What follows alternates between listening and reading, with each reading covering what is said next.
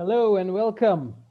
Thank you for tuning in this time, ladies and gentlemen. You are now on a LATOKEN page, and I'm Terence. This is VCTV by LATOKEN. Again, just quick housekeeping before we begin on the topic today. If you are subscribing or if you are viewing from YouTube itself, do help us out. Click like, subscribe, so you will get notifications to all our next episodes. And if you are on our main page itself, again, do keep in mind we have various topics for the week, for the month, even next month. I think some of them are already been planned. So bookmark that, keep us in the loop, and just look into all the list of topics that you would like to see. Again, as always, before we start the show, it's just customary that we go around and kind of introduce our panel itself. So I'm going to start with Mohit. Mohit, do introduce yourself. Where are you from, the companies that you represent at the moment? Sorry, Mohit, can you hear us? Yes, sorry, I can hear you now. Oh, There was a momentary drop in my connection. What was the hello? yeah. Okay, so we're going to start off with an introduction, Mohit, and I'm Okay, going to go around. So just quickly, kind of introduce yourself, where you're from, the companies you represent. sure. So my name is Mohit Babu. I am based out of Bangalore, India. I am part of Xfinity Venture. Xfinity is a B2B enterprise tech focused venture capital firm. We invest in enterprise tech product and platform plays. We are sector agnostic and we invest across sectors. And some of the sectors which we have invested in ranges from cybersecurity to cloud computing to energy space. We typically come in at a pre-series A, series A round of investment, right? Check sizes somewhere from $500, $1,000 to $2 million to start with, and then eventually participate in the follow-on rounds of investment and go up to $4.5 million per company. Great. Thank you, Mohit, for that one. Connor, over to you. A quick introduction from your side. Hey, I'm Connor. Just calling in from Turkey today. Projects working on mainly right now is a company called Liquid Star. I've been working on it for about a year and a half. It's a software platform that manages shipping container-based charging stations for mobile connected batteries that can power everything from phones all the way up to electric motorcycles, e-bikes, everything like that. So uh, our purpose and directive is to help provide energy to about 10% of the 1 billion people who currently don't have access to electricity right now. Mostly, burning kerosene, diesel, biomass, things like that. So we're working to solve that problem and move communities, completely flip them if possible to sort of electron-based economies. Yeah, and just a little context, Liquid Star came out of a company that we started about 5 years ago called Chain of Things, that we've been working on how blockchain can help support the Internet of Things to create more security, interoperability, and identity for devices. So we've been looking at problems of automation and what the future should look like for a while, and we're trying to direct bleeding edge new technology combined with newly commoditized technology to try to solve some of the biggest problems we're faced, mainly right now, the UN Sustainable Development Goals and SDG 7, which is energy aspect. It supports the other sustainable development goals. So Great. Welcome, Connor. It's very relevant to the topic that we're going to talk about today. I'm sure you'll give us lots of insights here. Moving on, Gary, a quick introduction from your side. Yeah, my name's Gary Fowler. Great to be here, Terrence. And I'm a serial entrepreneur and investor. I've done 16 companies. I've had 2 unicorns. I was on the original management team of Click Software, which was sold to Salesforce about 17 months ago for $1.35 billion. I'm also the co-founder of Viva, which is a $1 billion AI HR tech company. Right now, I am the CEO and co-founder of Get Shit Done Venture Studios, a Silicon Valley-based AI venture studio. My particular areas of interest are quantum computing, done a bit of work on batteries, chemical batteries, lithium fluoride, modular batteries. I use AI as, examples of new electricity, data as a fuel, and 5G as the turbocharger. So I also write a lot. I've written exactly 99 articles in the last year on AI and quantum computing. So I like to write quite a bit. And I'm a country boy from Pennsylvania. Right now I'm in Palm Beach in Florida, but normally I'm at my place in Silicon Valley. Nice. Welcome. Thank you, Gary, for being here. And again, it looks like the panel has a great mix to it. So we have from the Europe region, the Americas, and even the APAC side of things. So do bring up examples from your side of the region as well. Just diving into our topic today again, it's something pretty heavy and something very current that we are looking at, renewable energy and sustainability itself. Now, by the looks of it, it kind of starts off with the policy and the politics of it. Now, every region, nation, district will definitely have a different requirement and therefore a different variation in the whole environment, economic, social pools and constraints and all that.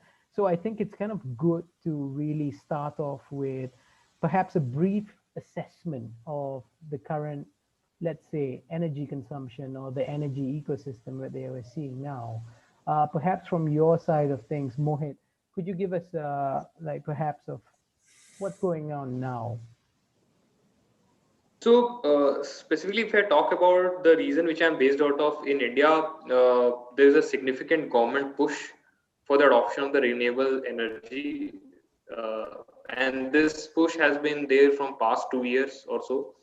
Mostly focus on, since we are a land which has abundant solar, the capacity, the potential of sunlight is huge. So there is a significant push on the solar side, as well as from the coastal regions and all. Due to that, there is a push for the wind energy side.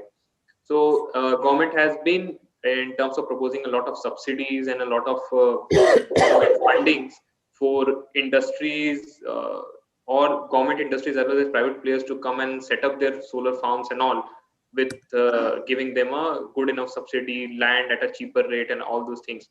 And this has been happening for 2 years, and which is very encouraging. However, what has happened that recent from past year or so, given the situation which we are in and the pandemic has happened, the overall consumption of power has gone down by around 25 to 30% in the region.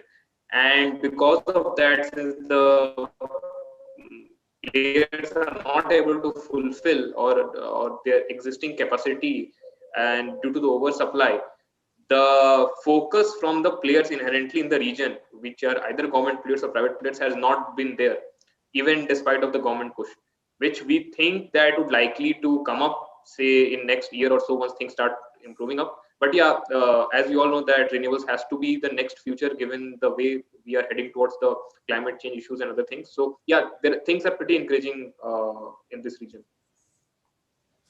Right. Thank you for that. You're right on that as well, Mohan. I do see lots of press coming out from your side. I mean, hence the constraints determine the policy, the developments, and all the priorities that take place as well. So, Connor, how about your side of the world? And tell us a bit. Give us a brief assessment of what's going on there. Yeah, I mean, I'm just here temporarily, sort of floating around right now due to the situation. Our company is currently based in Hong Kong, also subsidiary in Australia, and we'll be like incorporating in a few other places. But the markets we work in are, quite all over the place. Mostly, I guess, in Africa. I mean, we're working in Nigeria, Benin, Kenya with the UNDP. Also projects in Indonesia.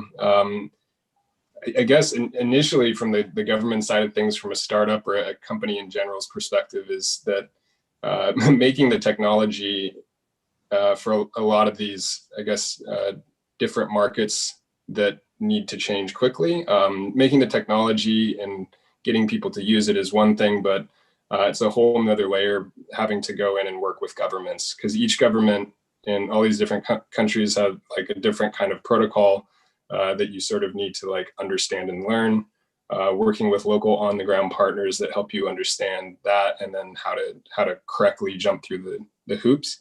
I mean, anecdotally, like Indonesia, you can't do any energy project unless you sort of have the blessing of this state-owned grid monopoly. So that's much different than how you would approach, launching an app or something like that. So but overall, I think it's definitely a positive thing.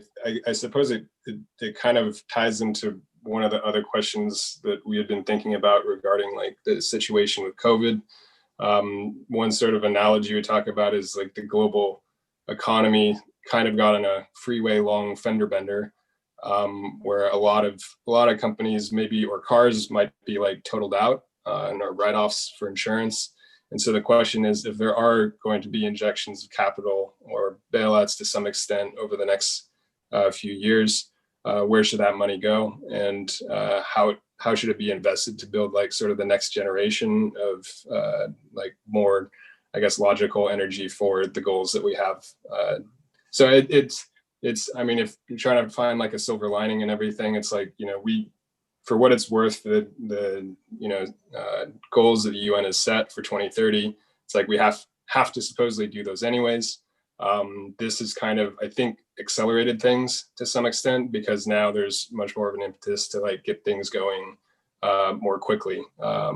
So yeah, I mean, that sort of on a high level is what I see. I think certain new administrations in the US, if they follow through with things like, getting back into the Paris Climate Accord, or like injecting a couple $1 trillion into clean tech future, I think that will be very positive globally, because a lot of countries will tend to follow that lead, have been actually wanting to follow that.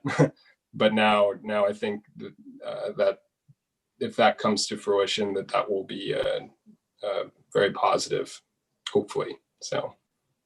Right. You're right. And kind of riding on that point as well, Gary, what's your take on this? Since you're in the US, what do you think about Biden's presidency? Is he going to I come mean, into the climate? yeah, I mean, absolutely. So, I mean, look at where we are today. So, global renewable electricity installation hit a record level this year. So, and if we look at it, the IEA, International Energy Association agency, released reports that 90% of new electricity generation in 2020 this year was renewable, with just 10% powered by gas and coal. So we're moving in the right direction. But if we look at it, where's the trend? So the trend says that the largest power source in 2025 will be renewable, which will displace coal. So we're moving in the right direction. So absolutely, in terms of Biden. So the US is one of the biggest markets, the world's biggest market for renewables. And based on Biden, I mean, well, this could accelerate dramatically. So we're moving in the right direction. It's estimated that by 2025, renewables are set to become the largest source of electricity. So, and again, Biden said directly, by 2025, by that time, renewables are expected to supply 1/3 of the world's electricity.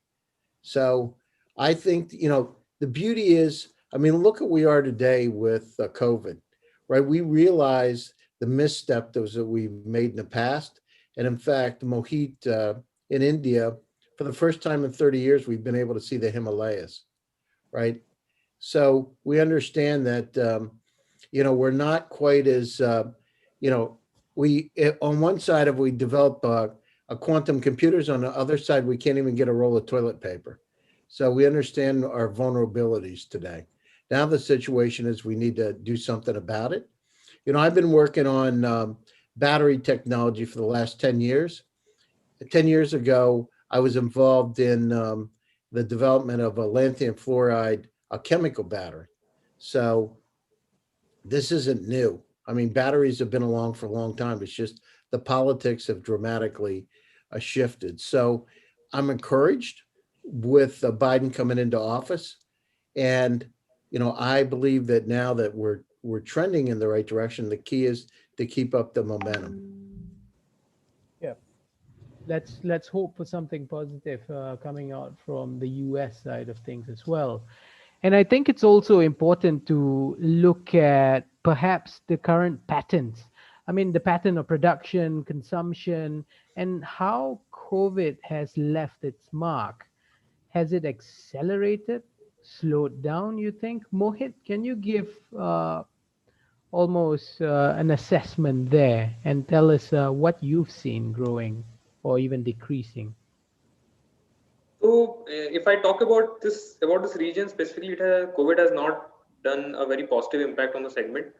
It has maybe pushed the entire renewable initiative by, I would say, a year and a half, because primarily from the perspective that the demand for power has gone down, and given that we have a huge legacy of a non-renewable based power economy with mostly dominated by coal, there are power plants which are not able to sell the power which they are generating. So the focus for the enterprises in this region, from the public and private sector, has not been now on the COVID side. uh, the kind of numbers which we have estimated for the solar as well as wind energy generation has not been met this year, and it hopefully will be pushed to say next year or a year after that. So if I talk specifically about due to the reduction in demand, which is due to the COVID, uh, the the entire spectrum of changing from a non-renewable to renewable side of things has been delayed. Mm, I see. Connor, do you see similar patterns, let's say, in European nations or closer to where you are at the moment? Yeah, I mean, so actually there are a couple interesting examples. One for, when we're working on pilots in a few different places in Nigeria, and one of our pilots takes place at this Rivers State University in southeastern Nigeria. And so our team down there was basically telling us, like, as soon as the lockdown started happening, people like friends of theirs and basically everyone couldn't even charge their phones, and they'd have people who would just drop off the radar, and they would not know what happened to them for like weeks because they just couldn't get to where they needed to charge their phone. And so we sort of take for granted in our COVID kind of reality. It's like, we have Zoom and Netflix and WhatsApp, or like, whatever way to communicate or continue doing work remotely. But if you don't have connectivity, or you don't have, and this is, only speaking from this off-grid 1 billion side of things that we're focused on. But this sort of change to like a much more digitized way to work can't be possible without a lot of changes in sort of like infrastructure and stuff like that. And so yeah, there's definitely less consumption of energy overall, because like, manufacturing's down, and like a lot of things have like kind of gone dormant. But I think it leads to like what the future of business will look like, or can look like, in a lot of places. And I think it's like increasingly clear that a lot of stuff can be done digitally without actually having to like fly everywhere to have in-person meetings. And so and then another thing that we're looking at quite a bit more now actually is the sort of transition in mobility. So not just electric cars, but the fact that a lot of people are using these like e-scooters and e-bikes. And I was just in Berlin for a month, and started using e-scooters and jump bikes for the first time. And I mean, it totally changes the way that you look at kind of that part of transportation, because you can ride easily like 3-4 times as far than you normally would ride on a regular bike. And so that's actually one of the biggest components that we're looking at, like when we deploy our waypoint charge stations, is how they enable electric mobility, because that can shift like whole logistics that affect agriculture, and like also affect a lot of like normal pollution related, like things like that. So I think the shift to like smaller, lighter electric mobility solutions, a lot of places is one sort of positive thing that has come out of this that we'll see more of. Gary, what do you think? Is this a trend, or is this going to be the good old days after the so-called pandemic? In trend, in what sense? More adoption towards renewable energy, new Well, I mean, technologies coming in. I'm a country boy. Remember, I'm a country boy from Pennsylvania. Grew up in a village of 500 people on the side of a mountain. So I keep things simple, right? I'm a simple guy. And so if you look at it, I mean, let's look at it. The population of the world has quadrupled in the last 100 years. It's projected to be 13.1 billion by the end of the 21st of the 22nd century. So look at where we are today. And we've got to do something critical. Look at what we've done to our planet. I mean, there's a reason we're looking out at the stars. We've got a limited time when we're going to be able to inhabit this earth if we keep it up the way we are today. Look at I worked on one of the projects I worked on was a weather forecasting technology. It's a long range weather forecasting technology, came out of Princeton University, which basically said weather is a nonlinear reoccurring phenomenon. It recurs in patterns over time. I remember working with Dr. Irving Crick. Dr. Crick was one of the foremost weather forecasters. Came out of Caltech. Was actually, when I met with him, he was in his 80s. He actually was a student of Einstein. So it was an incredible conversation. It was back in the 90s. And I remember Dr. Crick was telling me about what was going to happen with global warming. I mean, look, in Florida alone, it's forecasted that the sea level could be up 26 inches within the next 100 years. 26 inches. Well, if you look at Florida, I mean, it's most of it's underwater at that point. And now with the glaciers melting, we've got some serious issues. So everything's coming in. I remember him telling me, Gary, what'll be critical, and this is before people were talking about global warming. He said when the Gulf Stream slows down because of global warming, the food supply will start to change. And he said, watch. He said, Einstein said, when it snows in Europe, specifically in the UK, we have a problem. And it started to snow in the UK. So if you look recently, you'll see that. So we need to make some dramatic shifts. Remember, what we do today is not going to have an impact for probably 20, 25 years, for a huge impact. And if we don't stop it, I mean, nothing good's going to happen. Our potable water that we have around the world, the drinking water is going down, yet our population's going up. Food supplies. Look at what they're saying today. I remember when Dr. Crick was talking to me about this, he said, Gary, the breadbaskets will be Russia and Canada. And it's starting to come true. So we need to make some dramatic shifts, or, let's fast forward another 300 years when, we could extinct ourselves.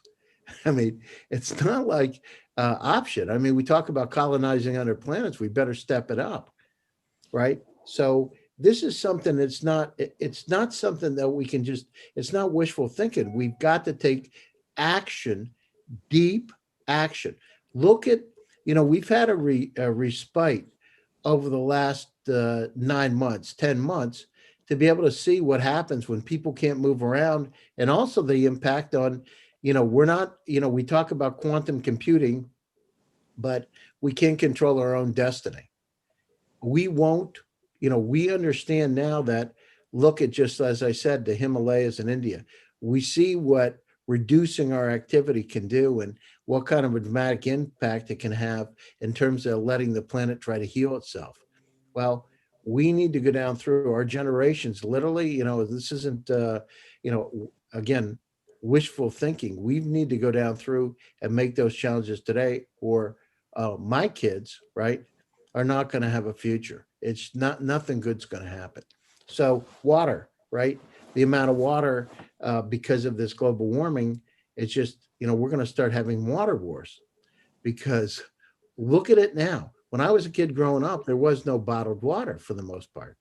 Now the situation is, I remember him telling me, water would be sold by the barrel. I was like, yeah, come on, Dr. Crick.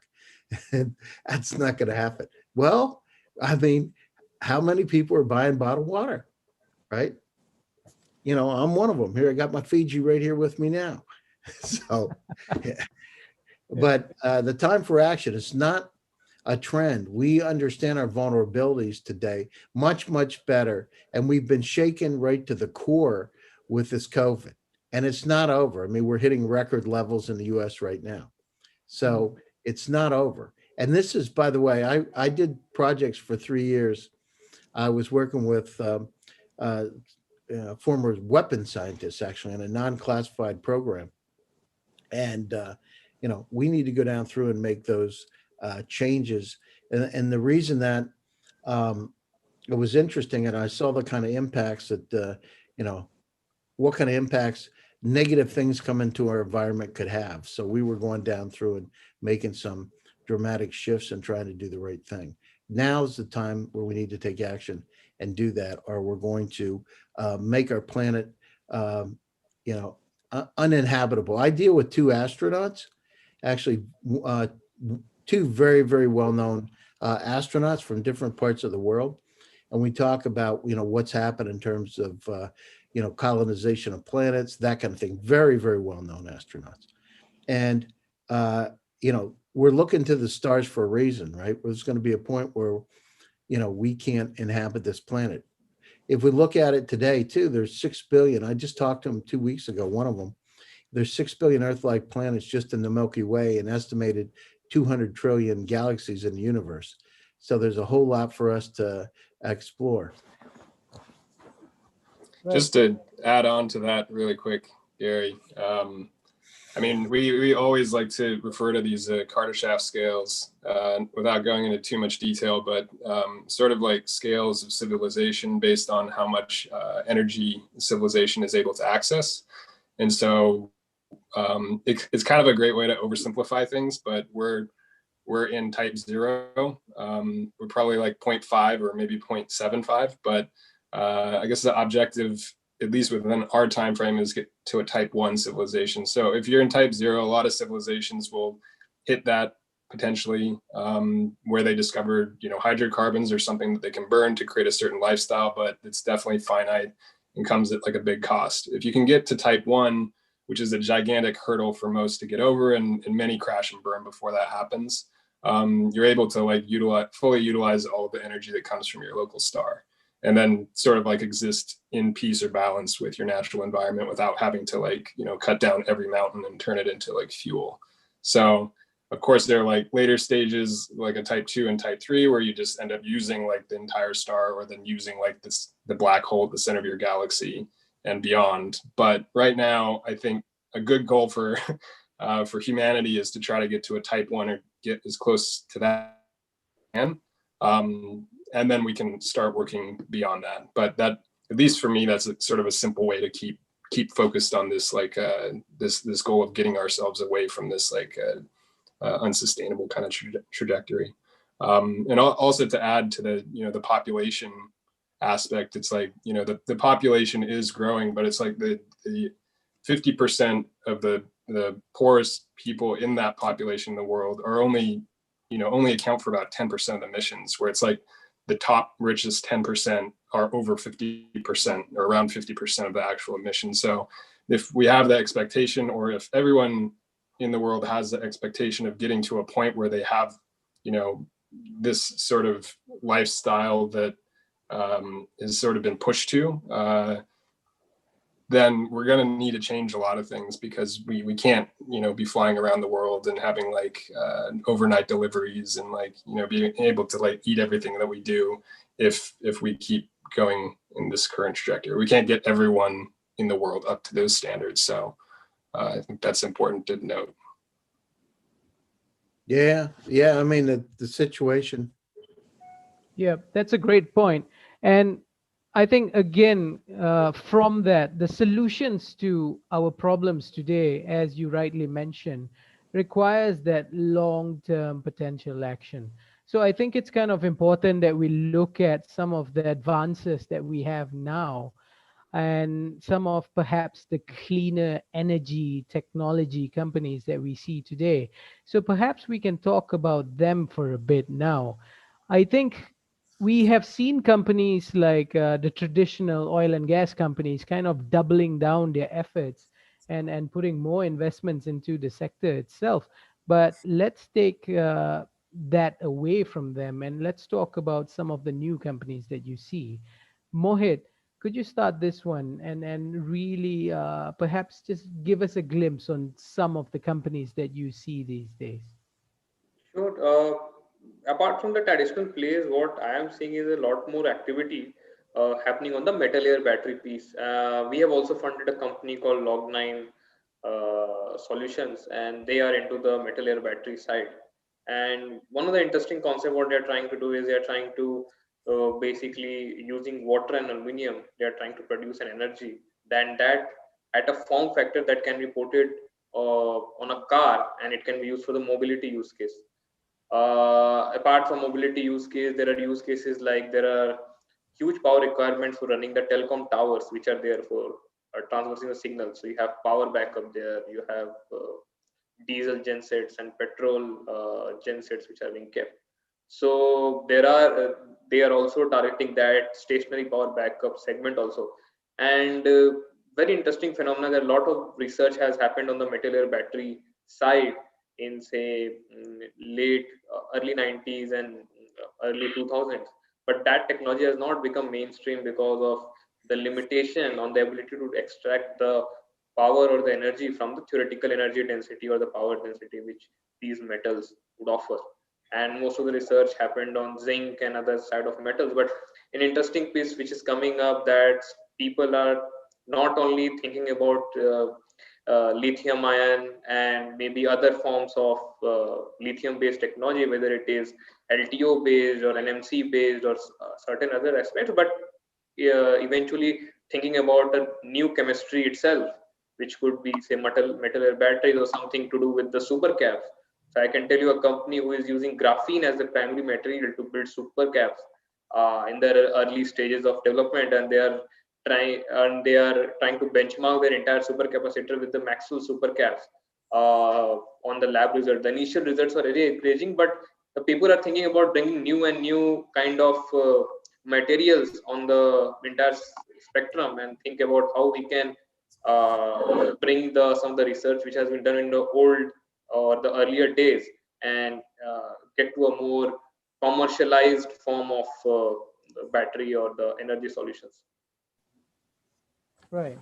Gary, do you see more advanced, cleaner energy tech coming from your side of the region?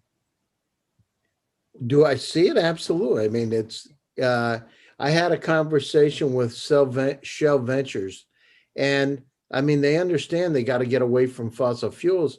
They're looking at technologies that'll make a difference. So they're looking at advancements in chemical battery technologies, for instance, that'll make a difference. So that, the good news is, I mean, think about the reason why we have challenges is because of money. Look at, when Nikola Tesla, I wrote an article, I think it was in Forbes magazine, about called Nikola Tesla's Dream Comes True, the democratization opportunity.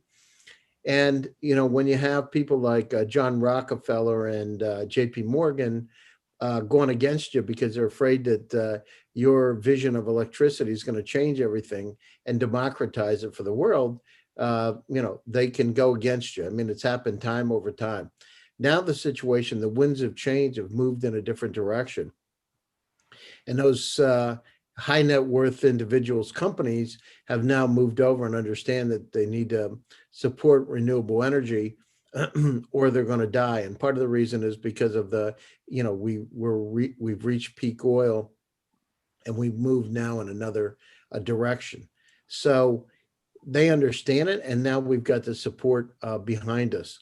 And this is an incredible time. I know I was working with recently the largest power utility in the United States with a modular battery that we have that could, basically, if you put it in your house, the whole idea is capture the electricity when the price is cheap and to be able to use it, capture it at nighttime and then use it during the daytime.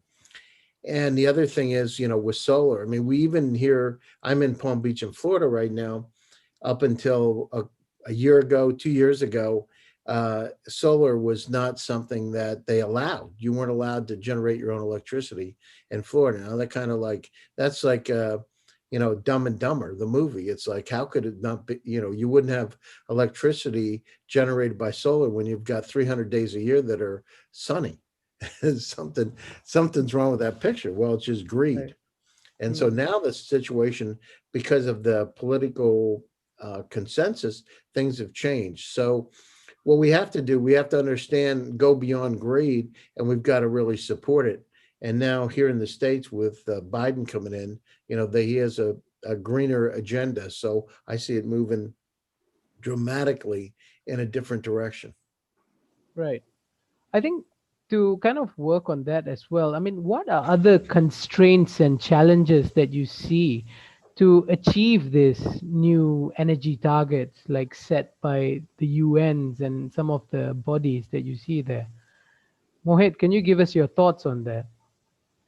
See, one of the things which was rightly highlighted and pointed out by Gary is basically the access to capital. So, new and new technologies and new innovations which could come up in the segment need some patient capital.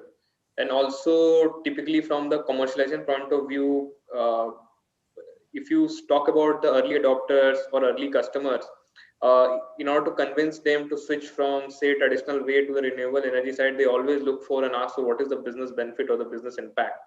And when you talk about any early evolution, there is not immediate or a near-term business benefit, business impact. The TCO tends to be on the higher side. So there a lot of government push needs to come up, or maybe some other sovereign push needs to come up in terms of subsidizing those, so that yeah, once the technology becomes mainstream and people start adopting it, and as you know, once you reach a scale, things and prices will fall, things becomes more affordable, more cheaper, and business benefits start coming in. And once that business benefits start coming in, people, there's an automatic network effect and a viral adoption of the technology starts happening. So for the initial push, I think the capital for innovation, and once the innovation is done and the commercialization has been achieved or the product has been reached to a commercial stage, then you need some government push to bring down the TCO for the end consumer and push the mass scale adoption. Hmm. Gary, do you see similar constraints as well? And where do investors typically come in into some of these newer businesses? I mean, where do they come into the businesses in terms of what, Terrence? What point are they interested in investing or what? Yeah, sorry, where and when do they come in the business itself? I mean, the situation is they're coming in from all kind of directions now, whether they're the energy companies. I mean, look at it. We've got, I mean, let's again, I'm a country boy, right? Look at battery technology. What's the biggest constraint we have in mobile phones and notebook computers? A lot of times it's a battery, right? It's really how many different objects in our universe today are battery operated. Hmm. So if we look at that today, how much consumption, this is like, the Google, right? So our cloud. So we've got the universe in terms of Luna, and then we got our own personal battery universe, if you will. How many batteries, how many objects do you have in your possession right this second that have batteries? You know, your notebook you're using, your phone you're using, all the different devices that you have in front of you. It's incredible. I mean, look how much we've expanded in our personal uh, battery universe in the last 10 years. I mean, we rely on batteries for a lot of what we do. And so now we're at a point where if you're investing, there's a wider universe to be able to invest in. I know for myself, I have 5 electric bikes. Today. I got 14 bikes, but I got 5 expensive electric bikes. And the situation with the battery technology, if I look at for my first one from Mahindra, that the Gen Z that I have, the technology that in that Gen Z compared to my giant bikes that I have now is, it's a quantum leap forward. It could be 20 to 30% efficiencies every year. The battery technology is one of the limitations. And we're being pushed because we have, for instance, on a mobile phone side, we're getting a lot more power every year, a lot more computing capability. At the same time, it draws more, can draw more electricity, so more battery power. So that's changing. And the situation is, it's because there's a market opportunity for it to shift, and they can make money. So that's what's driving it. And we're driving it because we're consumers of battery technology. And so, again, it's a keep it simple, stupid thing. It's like, okay, if I'm an investor and it's a widening market, what do I want to invest in? Hello, right? So, and as I said, the energy companies are behind it, but it's not just energy companies. It's companies across the board. Look at I don't know, how it is in your house, but I have three, four, five pretty large battery backup systems. I don't have a whole house battery backup because I wanted to do it differently, but I've got 5 of them throughout my house battery backup because I can't afford to be down. It wasn't like that 10 years ago. I had Right. one. Yeah. So I got duplicity in my battery backup. So I have my own cell tower, by the way, in my house. So because I wanted to make sure I had 5-star signals. So I went to the mobile operator, T-Mobile, and I got a cell tower, a mini cell tower put in my house. So, and I'm not glowing in the dark yet either. That's brilliant. I still have rechargeable batteries only at my side, unfortunately. Yeah. So So, our lives changed, and I mean we're pushing the technology because the demand is up so much. mm, So we're right. the ones that are doing it. And look at it. I talk to people in Africa almost every day, all different parts of Africa, and look at the cell phone usage that's going up. Mm, Well, that drives the demand for dramatically going up. That drives the demand for battery technology because what is it all about? We're seeking information every day. And the amount of information, as I've said multiple times, is about 40 zettabytes, which would, if you stack DVDs one on top of another, it would go 29 trips back and forth to the moon, and it's increasing at 61% per year. So mm, the amount of data we have that each of us has in order to you know, maintain our competitive state is increasing. So we need to process that information. So the need to have better batteries is dramatically increasing. We need to have portable devices with the battery technology being able to keep up with the computing power. right. Great. Thanks for that, Gary. Connor, we lost you there for a while, but just to give you a quick summary here, we're talking about the constraints and challenges that I think we're seeing today just to get to some of the targets that were set up by, say, the UNs out there and some of the countries and the heads of states. So could you give us your thoughts on this itself and basically how and what's the potential solutions here? Yeah, I mean, I think, sorry, I dropped off for a sec. Yeah, I mean, that's an interesting question. I guess it's a couple different ways to look at it. Like one, probably the biggest reason, in my opinion, why things haven't moved more quickly is maybe not so much because the technology isn't possible yet. I think we're definitely getting there, but probably mostly just because there are just entrenched interests from incumbents that, and I don't quite blame them. Like billions and billions, like trillions of dollars have been spent on infrastructure that is like, designed to move liquid energy around the globe. And so you can't really, if you want to switch to the new thing, that's going to become a write-off at some point. I mean, you'll probably try as hard as you can to squeeze all of the utility out of that infrastructure as you can, just because of the investment. And it's not just investment, it's like the entire, like everyone who works for these companies are all like kind of trained to do that exact thing. So I can understand why it's been slow, and also kind of why, when you look at, I mean, to use Tesla as an example, it's like it looks like a car, but it's very much not a traditional car once you actually like get in it. And when you compare that to traditional automotive manufacturers, it's like the amount of money that they've put into building like internal combustion engine related gear that runs that car, like transmissions and like all of this stuff. It's like they have 1,000 people departments that just like run that, and all of this infrastructure and investment they put only into building that. And so of course we would see this sort of gradual change with like, okay, we'll do hybrids, and then we'll do like a slightly better hybrid, and we'll kind of like work our way up that scale before we have to do the thing that we know we need to do eventually. just so that we maximize our previous investment. So yeah, I mean, it's tough. It's like when Tesla comes along, completely cleans the slate. It's all like brand new thinking, and that's, I guess, sometimes how you have to do it. But yeah, I like for us, we're sort of like, we definitely deal with batteries right now, but we're also not, we're not like, you know, taking a huge bet and like only securing ourselves to like one type of chemistry or technology like lithium ion or something like that. It's like, I think right now we view it as a horse race. And so we're watching all the different technologies as they come along, including like other storage technologies like hydrogen and fuel cells and solid state and stuff like that. And so, yeah, I think that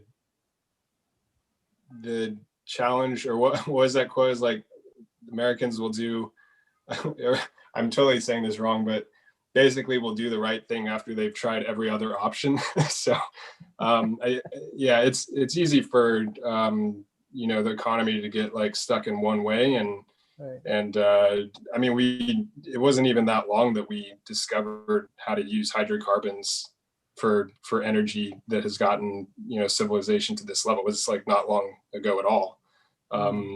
So yeah, I think it will change, but it's just the threat of climate change and like everything else related to that is sort of just like slow creeping. I mean, I guess it's sort of like COVID. It's like if we had a pandemic where your skin falls off and like all babies die, I think that would have been a much, you know, people would have like changed things like immediately. But this is like, oh, is it real? Can you see it? I can't really see it. Like, so I think it's a little more gradual. But right now it's like I think it's becoming much more evident that things need to change very quickly. And then also it will just end up becoming like much more profitable and much more efficient. And another thing, not to go back to Tesla again, but it just is like, okay, so people at the end of the day want to keep doing the same things that they've always done, right? They want to do the same things. They want to be happy. They want to just do it like better, faster, cheaper, etc. And so they can only make compromises, even if they know it's the right thing. They can only like compromise their lifestyle and comfort to a certain extent before it just has to be better.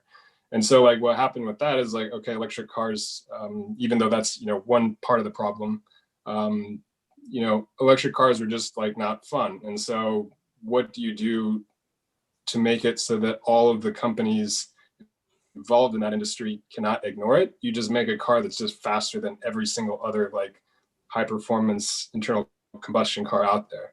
And once that is established, there's no going back.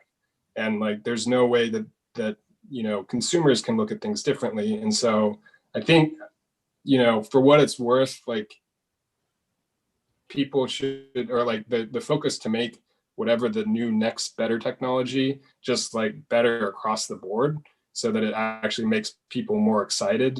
And like, you know, for what it's, you know, simply put, go faster than the person next to you. I think that is an important thing to consider as we make this shift. Like, it can actually be a lot better, but it's like the focus on that will get people excited, and actually will you know, shift large bodies of consumers to using the right next thing. So Right. I think Tesla makes a good example, and lots of companies are out there to kind of follow through as well. But again, like the show that we have on today, lots of companies, they are smaller than the Teslas out there. They are at the startup stage. They are looking at you for advice. And to those companies who are coming out with potential solutions to perhaps the current environmental problems or within the topic and the scope today, what would you tell them about the whole investing community at the moment? Where are you guys looking at? Is there a particular area of interest? Where's the current attention and the flow itself? Perhaps, Mohit, you can give sort of a glimpse on this. Sure. There is a lot of activity because people have figured out the lithium ion piece. So people are, or the investors are now looking for alternate chemistries and forms, whether it could be solid state or metal layer or any such other battery segments. And also there are a lot of investment activities happening on the end product, which is the consumer side of vehicles, whether it could be a B2B fleet operator or it could be a company trying to act as an OEM and try to supply or direct reach out to the consumer with a better performance vehicle to that front. So a lot of activities are happening in that segment. Uh, if I talk about my venture capital firm, we are specifically very interested in looking out for alternate chemistries. We have already made one investment in metal air battery, and which has a super cap play, but we are actively looking for alternate chemistry, and we feel and we believe that given that how some of the countries have cornered a certain supply chain of a particular form or a chemistry of battery, there needs to be a market on evolution of alternate chemistry which is required to cater to the global energy requirement. So yeah, anything in the alternate chemistry side is very interesting for us. Great. Gary, how about your side? What, Yeah, I mean, the same. yeah, Go ahead. no, just over at your side of the pond. I mean, what are you looking at and how is the investing going about? What's the area of focus?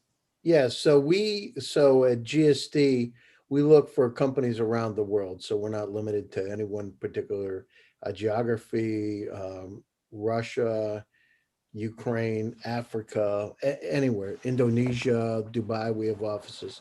So we're looking everywhere. And the situation is, but it goes back to fundamentals for us to keep it simple. I mean, the situation is we're looking at teams that we have that have a product market fit. We look at three stages of a startup. One is acceleration, where they go to the MVP, they've got product market fit. Two is regional dominance. But then the third is when they're ready to go global. That's where we focus. So what am I looking? I'm looking at companies that have some revenue because I know I feel confident they have product market fit. We may have to tweak the company, 20%, but 80% of it's down. And we're looking for companies that, again, the basics, that have the right kind of team with the right stuff that really can do it. We do take, the companies that we're involved in, we take investment in, we do take operational roles in the company. So we'll come in and really help them to be able to go forward. So we use our network in Silicon Valley. I've been there 35 years. You can imagine who if you've been involved in living in Palo Alto and Menlo Park that long. So as well as living in the UK and Russia. So it's a great time in terms of the environment. So there's mandates for for companies to spend money. The key is having the venues like a VCTV where you can get the word out to be able to get to those particular investors and get to those particular startups, because the world, has changed, right? I remember 5 years ago when I was dealing with the VCs that in Emergence invested in Zoom, and they were telling me about Eric. And look at where we are today. We've digitally transformed. Our society has dramatically shifted just in the last, 11 months now. So we need to take advantage of the startups that are out there. You need to understand that you need to be able to access those investors. It's different than it was a few months ago, because now we have the opportunity to be able to reach anybody anywhere using Zoom, virtually anybody anywhere using Zoom. And the VCs and investors like myself are really interested in investing in companies. We can't sit on the sidelines or we'll miss deals. Fair point. Connor, how about things in your end itself? How are investors looking at the current companies and startups coming up today? Yeah, I mean, it's sort of interesting from both sides, like from the company side and from the investor side. So, I mean, I guess I'll start so there's this group called Nexus Global, which is organization that basically involves sort of the next generation, or the kids, or people coming from some of the largest families and funds in the world, but they're actually looking, at least from what I understand right now, there's a huge interest in this. There'll be a huge transfer of wealth. We're kind of in the process of one of the largest wealth transfers in history. And a lot of those kids are, they're getting advised by parents like, investment advisors that just want them to put money back into like the old traditional companies, but they really want to invest in a lot of the new companies that we're kind of talking about that are focused on not just solving these problems, but the, $13 trillion plus market opportunity of like, the new version of these industries. And I've heard that there's a lot of confusion as to like what companies are even playing in that space, and like which ones are legitimate, and like how to even filter through that, because the interest of money to go into it is like there, but like the transparency and sort of like index or organization is not there yet. It's definitely starting to happen more now, but it's not quite there. And then on the startup side of things, definitely doing like even like what we're doing with Liquid Star. It's not what you would normally approach VCs for. Like a lot of VCs want a company that will like 1000x because it's an app and it can scale like immediately, very quickly. But it's like, if you're doing an industrial like sort of infrastructure energy company, they're not really interested in that sort of thing, even though it's like necessary. It's like a much harder project to do.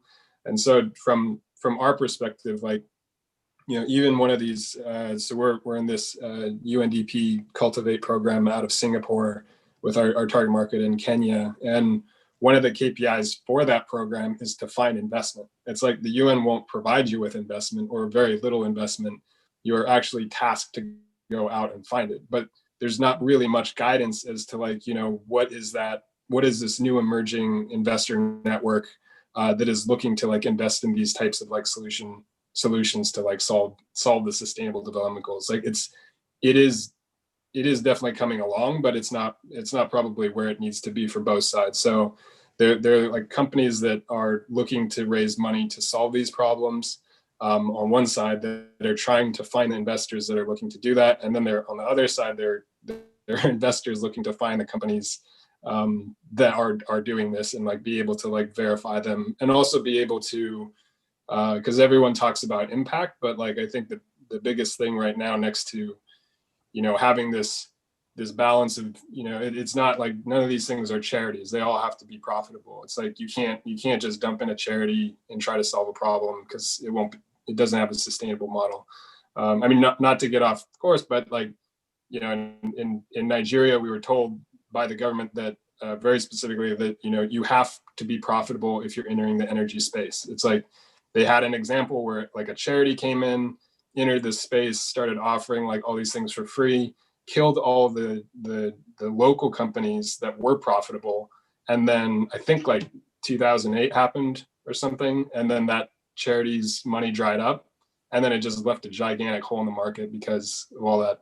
So yeah, I think this balance between like profitable companies, but also like doing good and being able to like quantify impact is super important, and definitely what like investors are looking for, like the ability to quantify what you're actually doing, more than just what has been done sort of in the past. So yeah, I do think it's headed in the right direction, but yeah, a lot more work needs to be done, and there's a huge amount of interest on both sides to get this going. So I think that's very positive. And more programs are coming up. Like we just participated in a new kind of accelerator called Impact Collective, out of Seoul, Singapore, Bangkok, a few other places. But yeah, that one was it's the first program I've been in that has been just very, very focused on sustainable development goals, and also how you quantify what your impact is doing, while also having like a real business model. So yeah, overall I think it's headed in the right direction, but there's definitely work to do to just have more transparency and indexing on both sides. Okay, that's great actually. And rightly so. We are also at the tail end of our show. Now we have about 1 or 2 minutes to sum it up. So I'm going to go around to the panel and kind of ask if there is any plugs that you would want to give out to the audience there. And let's finish it off differently. What's perhaps your top three of what's going to impact and make that change? Your predictions. Mohit. Uh, Specifically for this alternate energy, when I look at the consumer side, the push to build the infrastructure to support this, uh, there are certain policies which needs to be reworked, and the policies which would enable act as an enabler for these kind of alternate energy companies to come out and dish out their product in a larger scale, whether it is policy on the subsidy side or could be the policy on basically supporting them with better access to capital or better access to infra or anything like that. And the third thing is obviously we need that patient capital. This is very critical for this because companies do take time to evolve in the segment and achieve at a certain scale. So yeah, these would be my 3 points. Nice. Gary, over to you. What's going to impact and change the most in the next few years? And any plugs from your side? Well, I agree with Mohit in terms of, infrastructure, et cetera. So what's going to change it is the investors like ourselves wanting to invest. And, right now it's this digital transformation, as I said. I mean, people were sitting on their hands for some time and not investing because of the pandemic. And so now the situation is and I talk to, I deal with a little over 300 VCs around the world. Uh, and I actively deal with 100, almost 150, like 345 or so connected with, and about 150 I deal with regularly, daily. And so they want to invest. They're looking for cool stuff. When I talk to Shell or I talk to power companies and the largest power company in the United States, I mean, they're looking for opportunities to invest. They're looking for those technologies. The situation is connect the dots. How do I get to those folks? How am I able to present my products or services to them? And that's where the challenge is, especially now with this digital transformation. So in terms of where we are, so I started two of the top accelerators. I started one in Russia. I lived in Moscow and St. Petersburg for almost 14 years. I actually went to university in Russia too. So I think that, it's think differently and look for where there's opportunities around the world or technologies that can help. I deal with Nigeria. I deal with South Africa, Dubai. I'm looking for those technologies. Mine them everywhere. So anyhow, with GSD, what we do is we help those companies go global.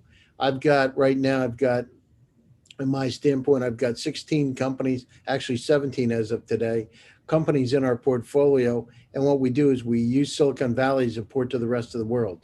So if I want to raise money from the Docomo, which is the largest telecom company in Japan, I deal with my contact that's the CEO of Innovations in Palo Alto. If I want to get money from Magna out of Graz, Austria, one of the largest contract manufacturers that make Toyota Supra, BMW, was it Z4?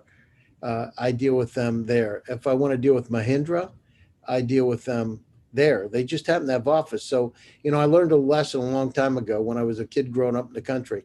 If you want to go fishing, you go to a pond that's got a lot of fish.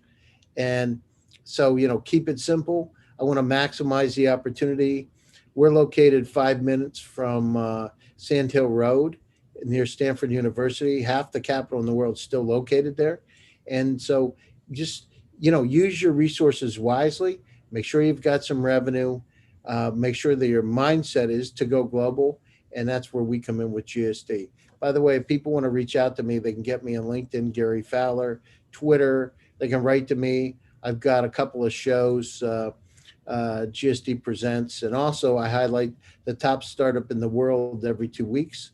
And it's supported by some of the top VCs in Silicon Valley. So happy to talk to folks. Thanks, Great. Terrence. Great. Connor, sum it up for us. What's going to give the biggest impact and change in the next few years? And is there any plugs from your side? Yeah, okay. I think so investment wise from both public and private funds sort of redirecting that. I mean, I know we talked about just the ability for public money to kind of dictate policy change to dictate the way certain things go, and then having that work with private money to move things much more quickly. Secondly, I think that a lot of these problems that need to be solved in the energy space are really big problems, and they're not really what you see like your typical like app startup being able to tackle alone. And so none of these things can be built. I mean, like you have an Instagram that can be built by one person or like a team of 16 that can go on and be huge, but to build the next generation of like energy, it's like it's not a one person job. And it's like you in fact have a lot of layers of like very specialized technology where you'll have the people who are like super experts at that, very down in the weeds there. And so you need to work together between these layers as what we're seeing, and have someone who can like figure out how all these different separate layers work together to create like a bigger, broader solution. And so I think a lot more collaboration in that sense is necessary. And then I guess also trying to think of the last thing. I think it's just a matter of I lost my last thing. It's just like it's a tough problem, but we just have to kind of like start on it. Right. And there won't be one single silver bullet for it. So I think a lot of trying a lot of these different technologies is good.